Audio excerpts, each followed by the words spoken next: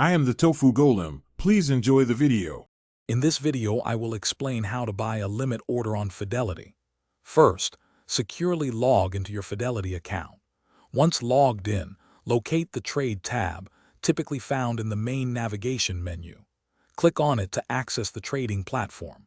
Next, use the search bar to find the specific stock or exchange-traded fund you intend to purchase.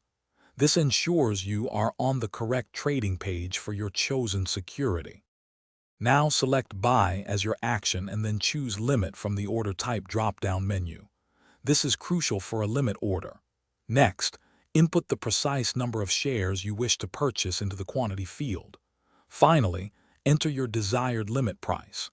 This is the highest price per share you are willing to pay. Your order will only execute at this price or lower, ensuring you do not overpay. After setting your price, choose the time in force for your order. Common options include day, meaning the order expires at market close, or good till canceled, which remains active for up to 180 days.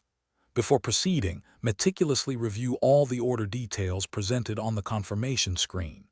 Double-check the limit price, the number of shares, and the estimated total cost to ensure everything is accurate and meets your expectations. Once you are confident all details are correct, click the Place Order button to submit your limit order to the market. After submission, navigate to the Order Status section of your Fidelity account. Here, you can track whether your order is pending, partially filled, or fully executed. Remember, a limit order will only be filled if the market price of the security drops to or below your specified limit price. Thanks for watching. Consider subscribing if we helped you today.